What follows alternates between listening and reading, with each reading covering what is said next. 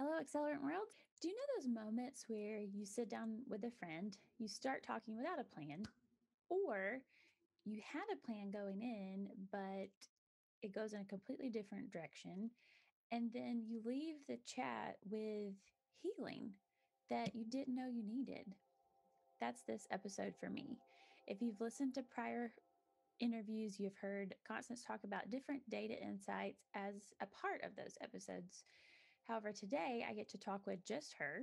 It's a conversation about reflecting on the past year and ultimately realizing that the ingredients of the data we have seen from the pandemic now have more meaning and much deeper insights. I think it mostly speaks for itself. Here's Constance.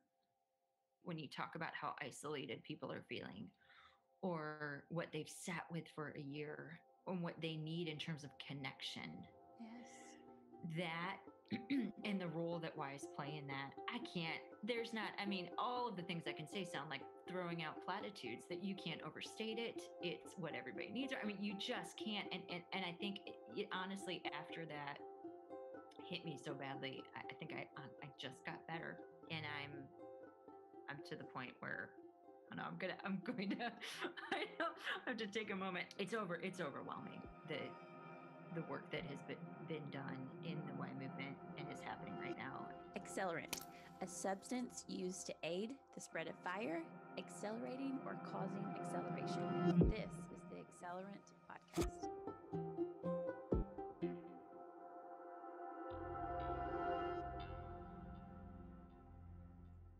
Hi there. Thank you for joining me today on The Accelerant. I'm your host, Saranda West. I hope you're going for a walk or a quick run because our guest today is going to make you want to get up and move. Constance Miller is the Director of Research, Analytics, and Strategic Insights at Daxco. Before you say, oh, a Daxco person, I'm just going to turn this one off. Hang tight. Constance also worked at YMCA of the USA for 6 years in the research department. So she's very much a part of the YMCA movement. She has so much energy, insights, or data for any conversation, the best analogies. Constance, welcome to the show. Thank you. First off, so little bit of an intro there, Constance, but just tell us a little bit about yourself. Yes. So I will try to start in a logical place for the conversation. I have moved around a lot. My background is in research. If you had asked me what I wanted to be in fifth grade, I would have said some combination between an astronaut, an opera singer, and an academic. I tried at some point to dabble in each of those, but what ended up happening is that I went into public policy, which included a lot of statistics, and I fell in love with being able to take information and explain it to other people. My background reflects that. So prior to being at Daxco, I had two different positions with the federal government.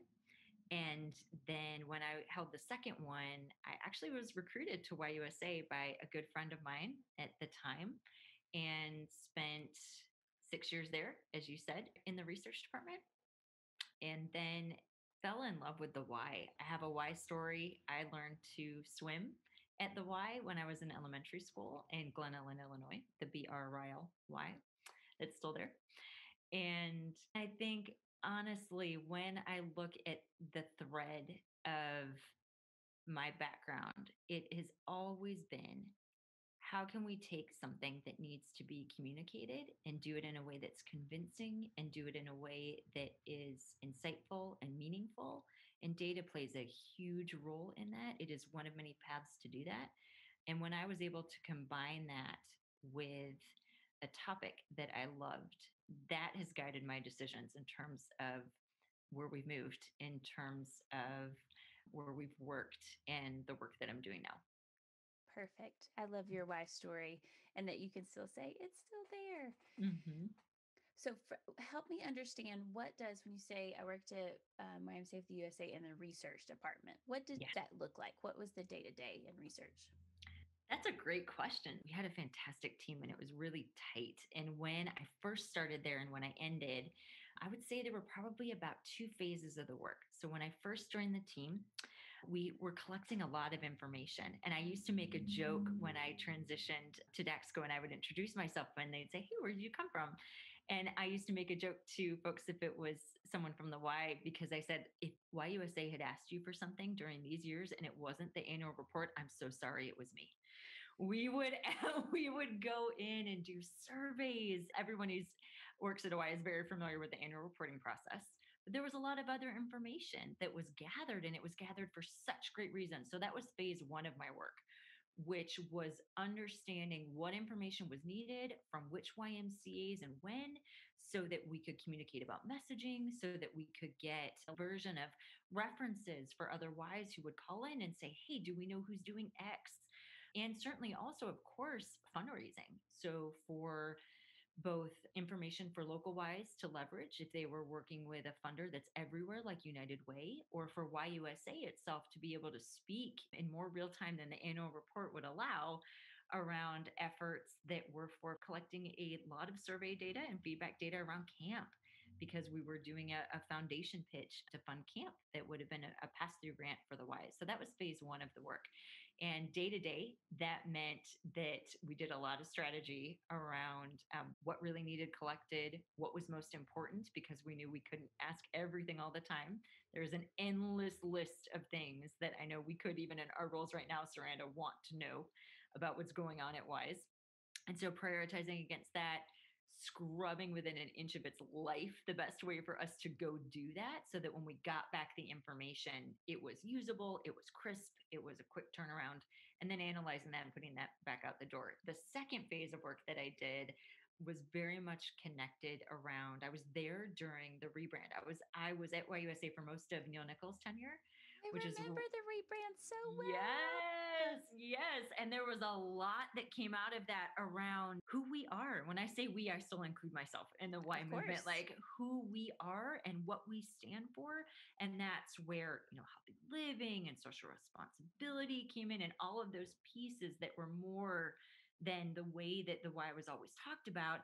And then, and here's my favorite part, the research that went behind all of that. So when we talk about the impact that the Y has, that's where I transitioned very much from what information do we need to go tell the story we need to tell right now, to what impact is the Y really having, what's common across all Ys. How do we go speak about that? What information do we need to gather so that we've got really big proof points? And this is where things like achievement and belonging and relationships and developmental assets, and us having some numbers to back up our brand in that sense and our identity in that way. That was really the second phase of my work. And I got to manage a team that was grant funded to do that. And I still remember, because I think, again, I'm going to show my age a little bit, but not that long ago, things were still delivered in big binders. And I remember walking into a meeting with Y leaders, and there was the thud factor where everyone got one of the biggest green binders you've ever seen, with all of the findings that we had from it, because there was just so much rich information to use that came out of that work. And so a lot of what you still hear, it's still being used when we talk about the impact the Y that's having. And it's being leveraged by YUSA still, and several Ys. So I know that we're on a podcast and you can't see me, but I'm smiling talking about it, because it was a direct way to add to the way that the Y has always talked about itself. So we have these wonderful personal stories, and how can we, in addition to telling those, add in, and we used to talk a lot in the research department about, it's not an or, it's not is it a number or a story, it's a number and a story, or the numbers backing up the story. So how can we just enrich the impact that the Y is having with proof points around its reach and around its impact? Yeah, that's fantastic. And you should be proud and happy, because you can absolutely still see that Yeah. work today. And I'm sure if you had the binder, it would still be just as Oh yeah. relevant. The binders at YUSA somewhere. I swear, someone's got Oh, it yeah. still. Oh, yeah.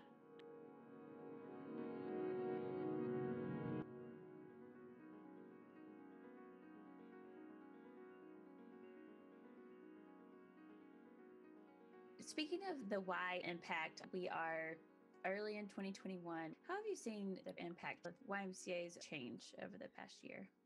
Oh my goodness, we could have an entire weekend on this. And I feel like I am in a position, or you and I are often, where we are, anyone listening to this is going to be an expert in some incredible examples of this. One thing we did right when COVID hit, we immediately started watching to wrap our heads around the answer to your question. So, what are they doing and what do they need? Were the things that we have been watching the data for. And I think one of the things that the story that it really tells, and data is nothing without context, right? So we can talk about check-ins changing and joins changing and renewals changing, and all of that falls in the proof point category, but the so what and in what context is related to COVID. The data really backs up a lot of the bright spots that you've actually been highlighting on this podcast. So the pieces that we're seeing are the doors never closed. So the physical doors may have closed, but the data backs up that everything still kept flowing. There were different ways that members were engaged, and you could see it. There were still check ins, and they became virtual check ins. And we started quickly being able to keep track of that. There was outreach happening that had always happened from communications. The way that it was done pivoted very quickly to be thoughtful given the circumstances. The programming data over the last year is fascinating, and again backs up so much of what Y leaders have been highlighting that they've been doing, things we all know very well. We can see the data immediately shifted.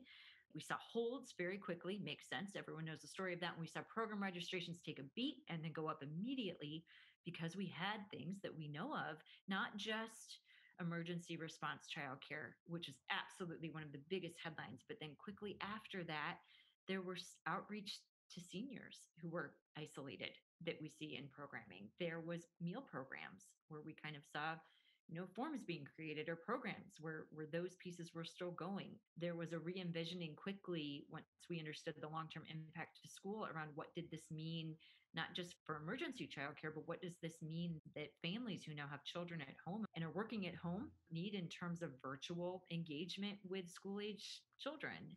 So from a data perspective, I can give some numbers to that, and I'm happy to. But the headline very much is that we saw immediate response, pivot on a dime. Mm-hmm. You and I were in the thick of pulling all of this data together and just like you said, like trying to put the context and understand what we were seeing. And I may cry as we talk about this, but do you remember the month? I don't even remember what month it was, where we saw at first everything just took this huge dip. But the one piece that went up was donations across the Yeah. board. That to me was just so beautiful to see yes, like at that time the doors were shut, the physical doors were shut, right? But then the community was still giving and supporting these YMCAs through all of it. I thought of that the other day. I'm so glad you added that in. I want to check what month that is. I'm almost positive it was April. I thought of it when I listened to one of your earlier episodes. That's a wonderful example, Saranda, of when we see donations go up. What does that mean the Ys are doing, right? What is driving that? And it was a reminder of, we're here and this is the work that we do and how we're going to keep doing it. And that response it was beautiful. Yeah. Talk us through this data and these insights. What did that process look like? And then what was the Oh end my result? goodness. Starting in March, all of us, you included, we started capturing as much information as we could. The first stage was, everyone's closed now. What's going to happen and what do they need help with? So we were monitoring on two levels, what's happening with the Ys right now, because we should know that so we can help.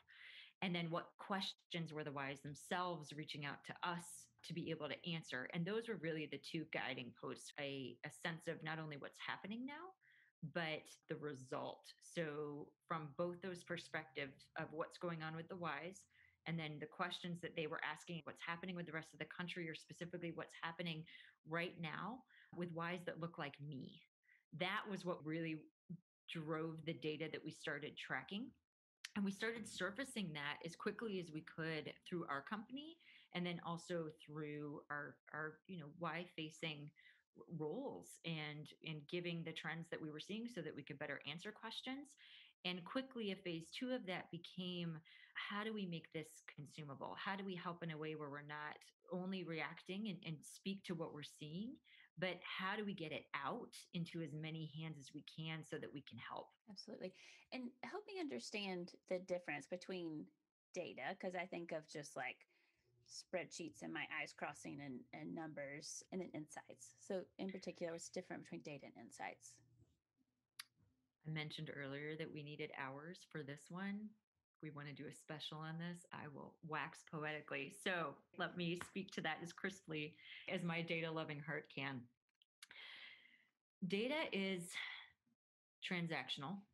It is numbers. We all know this. I'm stating something everyone on this podcast knows. The difference is that it means absolutely nothing until it is put in context. So, data is literal ones and twos and threes and fours. They are counts. It is counts. Insights becomes when I can make meaning of those counts. And that's stating something obvious, but to explain how that matters on the ground, it needs contextualized in as many different ways as possible. And so, to play out an analogy, I can have one of something. It can be one jelly bean, it can be a house. Those are two very different things that mean different things. I can be tracking how many jelly beans I have, and I had 5 last year, and I had 10 this year. And if I don't put that in context, do I know if that is better? Do I know if that is worse? Did I need more jelly beans? Should I have gotten something else? Is that my goal? Maybe I have 10 because last year I had 5 and my goal was to double it. Should that have been my goal? Those are all things that fall in the insights category. So, data is nothing but ingredients that help us truly understand. And I'm going to speak poetically for a moment. This is a way to understand the world. There's lots of different paths to do that. It's simply information. One of the things that insights brings us, of course, is the meaning. So, we've got ingredients and their meaning is the quick answer to your question.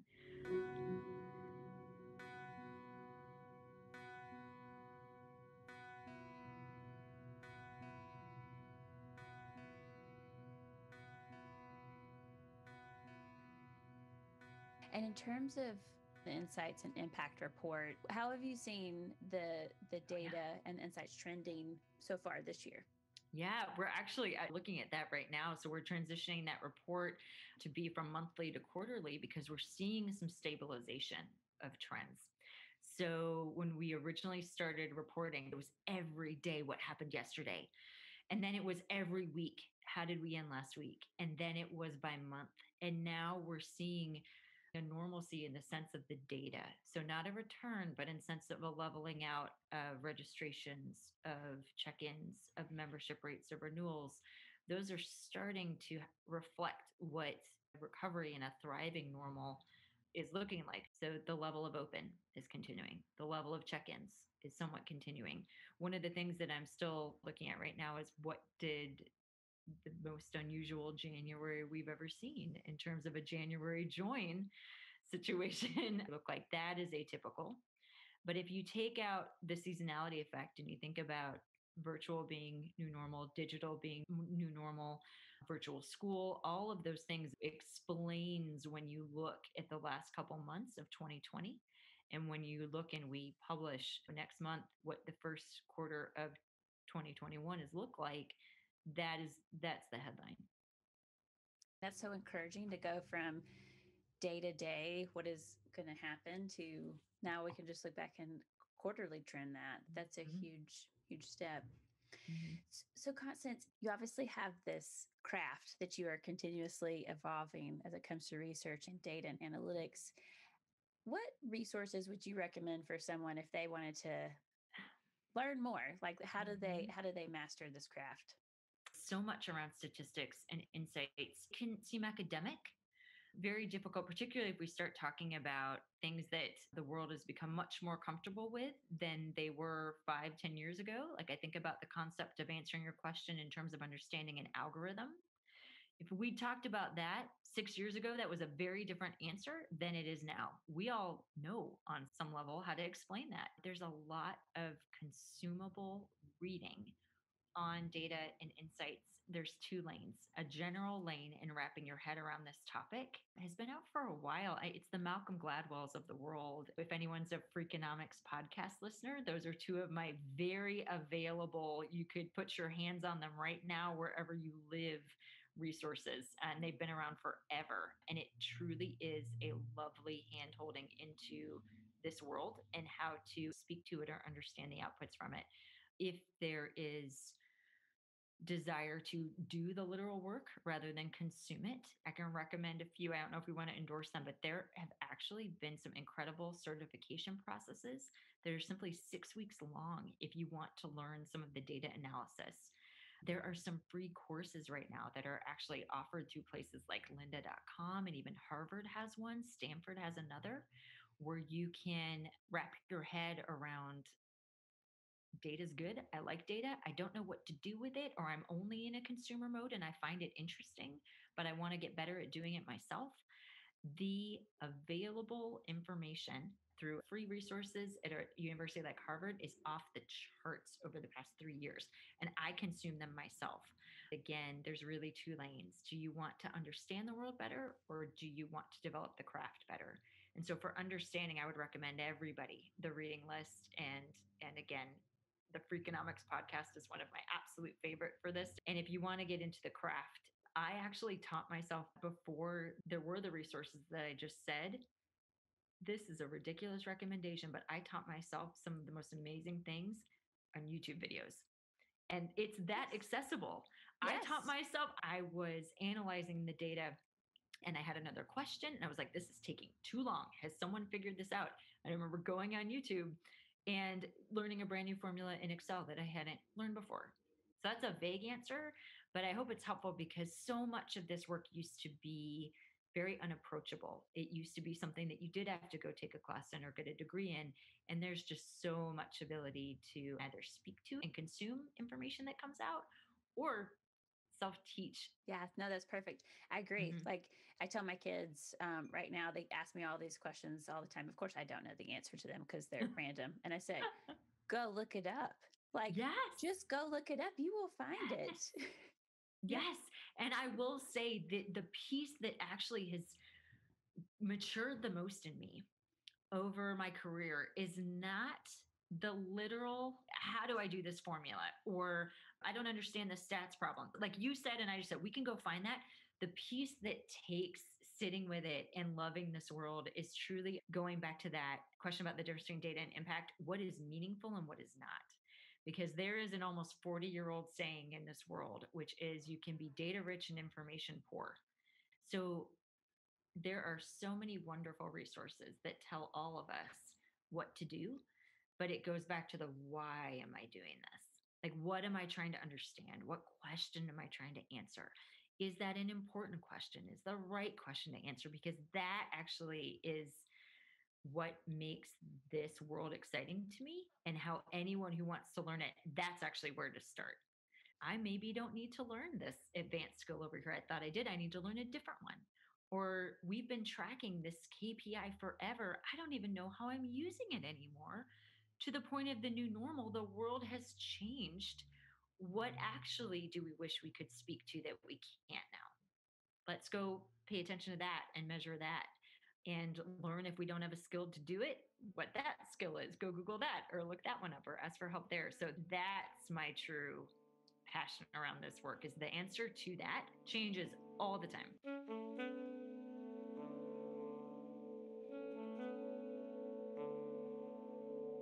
As you've been navigating the pandemic and looking at all of this data, how do you stay healthy and happy yourself? I know My that's like goodness. a big question, obviously. It's a very big question. I struggled with this a lot in two different points over the past year. In a crisis, my instinct is to work. And after about 3 months of very, very long hours, I wasn't healthy. I had to take an honest look at that. And I started walking outside as much as I could. And it's such a simple thing, but it wasn't happening. And doing that again, and even though the city was still quiet where I live, being out in the world again and being able to move not just my mind, which was the only thing that was moving and it was exhausted, but move my body and make intentional choices around nutrition. I'm a plant based eater, and that's very important to me. And making sure that I was getting things like variety in movement and variety in what I put in my body. Those are two things I had to do. The second check was the emotional health aspect of it. Around the holidays this past year, I was overwhelmed by that and I didn't expect that. And then I had to do that same level of work with reflection. So, my long answer to your question is I did not do a good job at this. And I had to add back in a new plan, a new normal for physical movement. And I had to create a new process to reflect on how I was doing as a person. And both those things were a lot of work, and I'm glad I did them.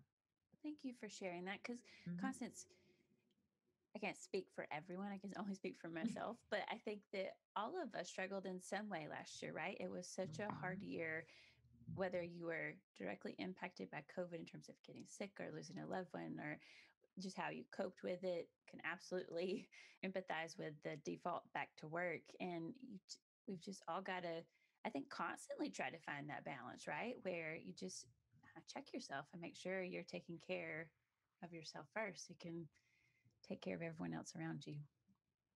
Yeah, I still need to work on that. This is a good reminder. Thank you for asking.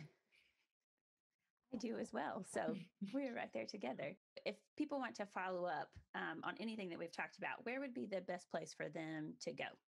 Oh, absolutely. On Daxco.com, there's a section you can just Google Daxco Insights and Impact Report.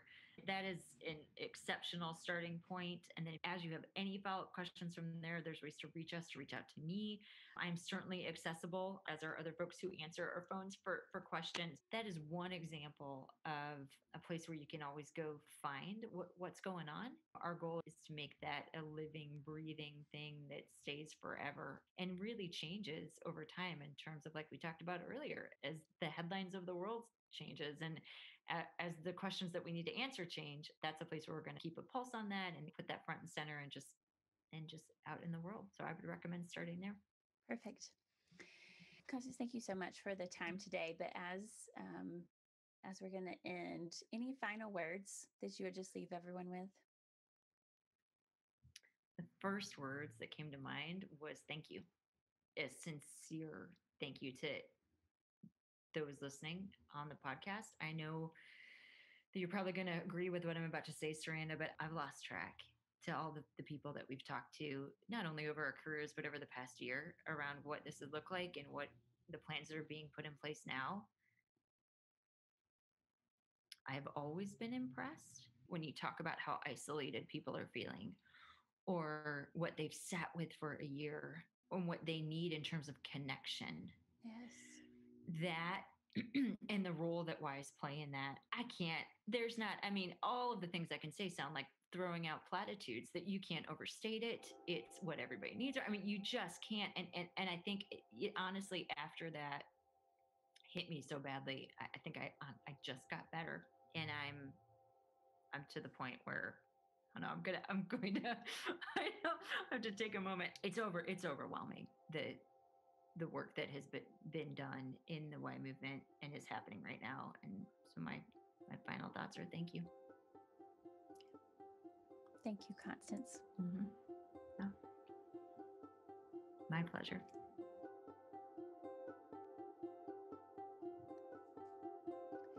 Thanks so much for listening to the latest episode of The Accelerant. As always, this is about inspiring you and me. Okay, all of us. Let us know what you've learned, what you want to hear, or any other thoughts on Facebook, Instagram, and Twitter at Daxco. That's at DAXKO, or post with hashtag Accelerant Podcast. Or you can send us an email at podcast@daxco.com. We would love to hear from you. You can find Accelerant wherever you listen to podcasts. Remember to hit subscribe. That simple click helps us continue to bring new episodes packed with uplifting and insightful stories. Bonus points if you leave a review. Let other listeners know about us and what Accelerant means to you.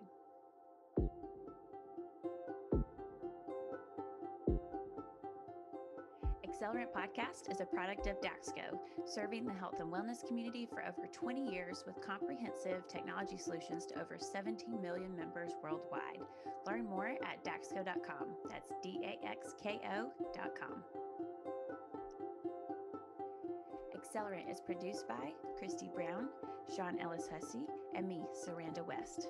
Sound and editing by Sean Ellis Hussey. Visual design by Jenny Miller.